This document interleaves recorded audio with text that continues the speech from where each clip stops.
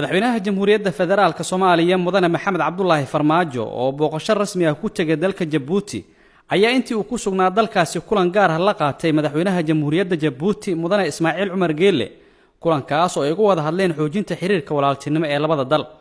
dhaqaalaha labada dal ee Soomaaliya iyo Djibouti amniga iyo siyaasadda ay labada madaxweyne ku soo hadal qaadeen kulankooda sida uu sheegay wasiirka boostada isgaarsiinta jamhuuriyadda federaalka Soomaaliya mudane Cabdi Canshuur Xasan oo kamid ah wafdiga madaxweynaha ku helinayay booqashada Djibouti shalay galab ayaa waxaan soo gaarnay wafdi oo hogaaminayo madaxweynaha jamhuuriyadda federaalka ee Soomaaliya mudane Maxamed Cabdullaahi Farmaajo taas oo la xiriirka soo jireenka ee walaaltinimo labada dal ka dhaxaysa horey mar dhaweed waxa dalka Soomaaliya ku soo booqday madaxweynaha dalka Djibouti marka waxay ahayd xiriirka soo jireenka bal inaan ka wada hadno si loo sii wanaajin lahaa loo dardargelin lahaa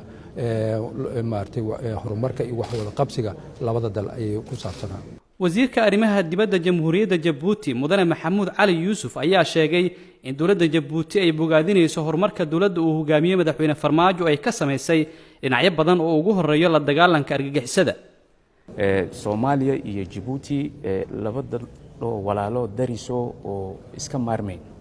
kolka laga hadlayo arrimaha masiiriga waxa kamid ah sidaan sheegay tiirarkiisa waxa weeyaan amniga kolka walaalaheen aad baan horta ugu hambalyeynaa siday maamulka iyo talada ay Soomaaliya u wadaan aad baan u hambalyeynaa madaxweyne Farmaajo iyo xukuumaddiisa la dagaalanka argagixisada sida uga shaqeynayaan iyo sida deganaashada dalka iyo xasiloonidiisa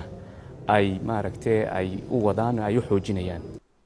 madaxweyne Farmaajo wafdigu hogaaminayo isla maanta ka soo ambaxay dalka Djibouti ayaa dalka dib ugu soo laabtay Djibouti oo ah dal walaal iyo saaxiib dawladaha Soomaaliya waxay kaalin wanaagsan ka soo qaadatay dib u yeelidda dawladnimada Soomaaliya waxaana 25kii bishii Agoosto sanadkii 2000 magaalada Carte ee dalka Djibouti lagu soo dhisay dawladdii ku meel gaarka ahayd xilligaana Soomaaliya waxaa jooga ciidamo ka socda Djibouti oo qayb ka ah AMISOM